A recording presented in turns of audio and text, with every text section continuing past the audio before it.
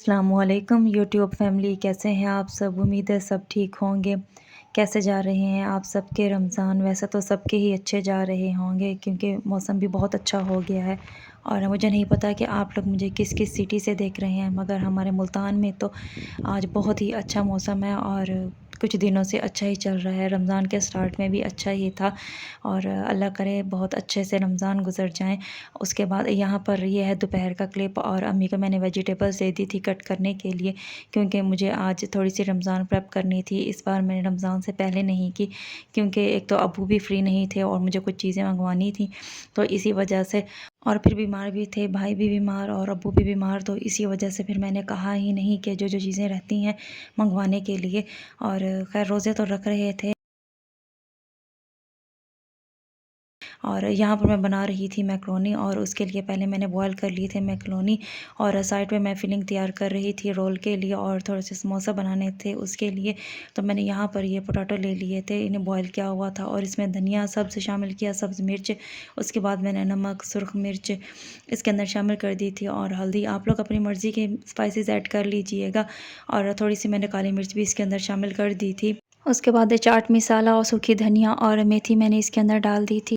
बस इन स्पाइसेस को अच्छी तरह से मैंने मिक्स किया था, और साथ ही मैं प्याज भी शामिल कर दूंगी इसमें, और एक शिमला मिर्च भी मैंने इसके अंदर शामिल की थी, बस थोड़ी सी, और इन्हें अच्छी तरह से मिक्स कर दिया था। हल्दी मुझे थोड़ी सी कम लगी थी तो मैंने दोबारा हल्दी भी ऐड कर दी थी। बस इन स्पाइसेस को अच्छी तरह से मिक्स करने के बाद मैंने इसके अंदर एक लीमू निचोड़ दिया था, और कलौंजी जो थी वो मैं पहले भूल गई थी डालना, तो फिर मैं बाद में मैंने इसके अंदर शामिल की थी। और यहाँ वेजिटेबल्स भी काट के दे दी थी अम्मी ने, और इनको मैंने रखा हुआ था। तब तक मैंने ये मैक्रोनी भी बॉयल जो किए थे इन्हें भी मैंने रख दिया था। और ये देखें, ये सब चीज़ें ही सेट करके रख ली थी, बस साथ के साथ ही मैं चीज़ें ऐसे बनाती जा रही थी।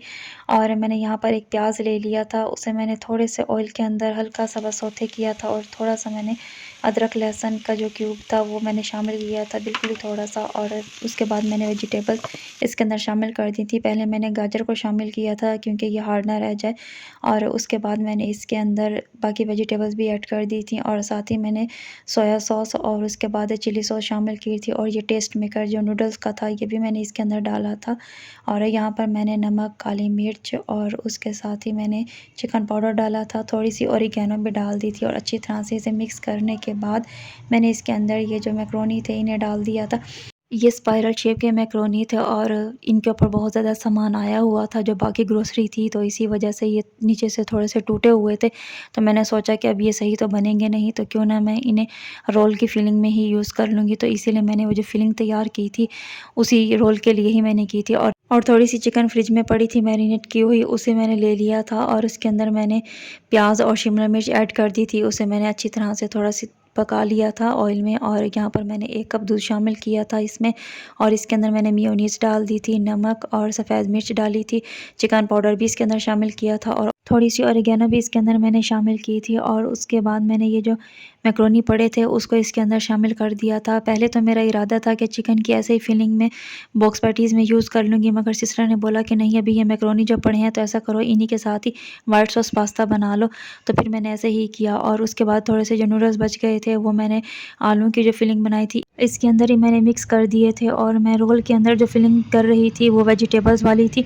वैसे भी भाई जो हैं वो चिकन नहीं खाते हैं, और अगर मैं इसमें चिकन शामिल करती तो फिर उन्होंने खाना नहीं था। अभी रमज़ान है तो फिर इसीलिए मैं ऐसी ही चीज़ें बना रही हूँ कि जो सभी खा लें, क्योंकि आम डेज़ में तो फिर मैं ऐसा कर लेती थी कि कोई और चीज़ साथ में बना लेती थी भाई के लिए, और अभी रोज़े के साथ इतनी सारी चीज़ें बार बार बनाना जो है वो हिम्मत नहीं रहती, और ना ही टाइम बचता है, क्योंकि असर के बाद का जो टाइम है वो तो इतनी तेज़ी से गुजरता है कि पता ही नहीं चलता, और अफ्तार का टाइम हो जाता है। बस कोशिश तो यही करते हैं कि जल्दी से जल्दी सब कुछ बन जाए और उसके बाद बैठकर आराम से दुआ की जाए, मगर लास्ट मोमेंट तक कुछ ना कुछ रह ही जाता है जितनी भी जल्दी की जाए, क्योंकि एक ही अभी स्टोव है तो उस पर बड़ी मुश्किल हो जाती है सब चीज़ों को बनाना, क्योंकि कुछ भी पहले बनाकर नहीं रखा जा सकता, जो है वो बस टाइम पे ही बनाना पड़ता है। और उसके बाद यहाँ पर आज इफ्तार में सिस्टर भी आ गई थी, क्योंकि उसके हाथ पे चोट लगी थी और अभी वो इफ़्तार नहीं बना सकती थी। तो फिर हमने कहा कि आप यहीं आ जाओ और यहीं हमारे साथ इफ़्तार कर लो।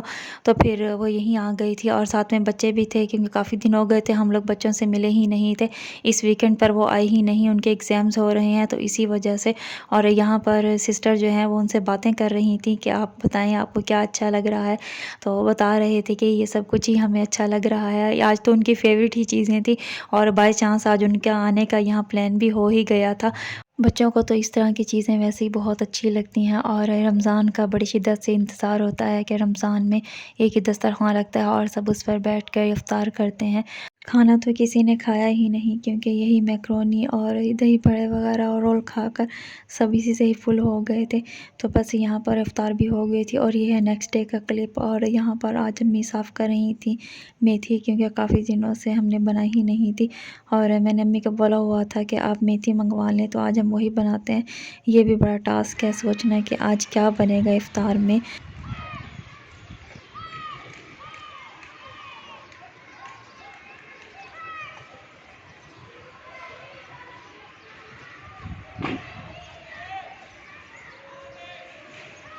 सुबहान अल्लाह, ये देखें कितना ही प्यारा व्यू था और ये सनसेट हो रहा था। मैंने असर की नमाज़ अदा की और मैं वहीं बैठी थी, तो अचानक जैसे मैंने ऊपर देखा, मुझे हल्का सा आसमान नज़र आया और मुझे ऐसा लग रहा था शायद इस तरफ से कोई चीज़ है जो आ रही है। तो मैं उठकर जब गई ऊपर देखना, तो इतना अच्छा व्यू था और बस थोड़ी देर में ऊपर ही रही और मैंने ये वीडियो रिकॉर्ड कर ली थी।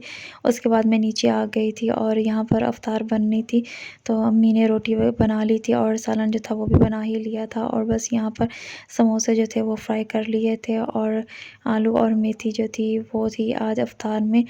और उसके बाद इशा के बाद हमने बना लिया था यहाँ पर स्ट्रॉबेरी शेक। आज इफ्तार भी बहुत लाइट सी की थी इसलिए, क्योंकि बाद में हमने ये स्ट्रॉबेरी शेक पीना था और स्ट्रॉबेरीज़ काफ़ी दिनों से फ्रीज़ की हुई थी, तो बस सोचा कि चलें आज इन्हीं का ही शेक बना लेते हैं। और यहाँ पर मैंने भाई के लिए और अपने लिए, सिस्टर के लिए, अब्बू के लिए बना लिया था। अम्मी का दिल नहीं था, अम्मी कह रही थी कि मुझे चाय बना देना, तो फिर बाद में मैंने अम्मी को चाय बना कर दे दी थी। और यहाँ पर हम लोगों ने अपने लिए ये स्ट्रॉबेरी शेक बना लिया था और सिस्टर ने उसमें थोड़ा सा रूह अफ़ज़ा डाल लिया था अपने वाले में और मुझसे कह रही थी पहले ही मीठा है, ये क्या डाल दिया। अच्छा, ये है नेक्स्ट डे की सहरी का क्लिप। यहाँ पर अम्मी और मैं हम दोनों ही बैठकर सहरी कर रहे थे, बाकी सब सहरी करके जा चुके थे, बस अब अम्मी और मैं हम दोनों ही कर रहे थे। और उसके बाद ये है सुबह का क्लिप। और सहरी करने के बाद बस मैं थोड़ी देर लेटी रही, मगर मुझे नींद नहीं आ रही थी, ये शायद चाय पी ली है इस वजह से। और उसके बाद फिर मैं ऊपर चली गई कि देखूँ शायद आज भी अच्छा ही व्यू मिल जाए, आज सनराइज़ का हो। तो मगर आसमान जो था फुल बादलों से भरा हुआ था, रात में बारिश आई थी और सुबह भी ऐसे ही मौसम हुआ था और बाद में फिर बारिश आ ही गई थी। यहाँ मैंने 2-3 दिनों की वीडियोस को मिलाकर ही इसी व्लॉग में डाल दिया है। बस इंशाल्लाह अब कोशिश करूँगी कि आगे डेली के डेली जो हैं वही बनाती रहूँ। और वो लोग जिन्होंने अभी तक मेरे चैनल को सब्सक्राइब नहीं किया, तो वो लोग चैनल को भी सब्सक्राइब कर लें और वीडियोस को लाइक भी किया करें, कमेंट्स भी किया करें। ये फ्री है, इसमें आपके कोई पैसे नहीं खर्च होने। और मुझे इंस्टाग्राम पर भी फॉलो कर लें, इंस्टाग्राम की आईडी स्क्रीन पर शो है। मिलती हूँ अगले व्लॉग में, तब तक के लिए अल्लाह हाफिज़।